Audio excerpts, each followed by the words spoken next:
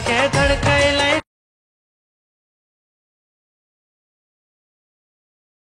दे मंदाकिनी रे।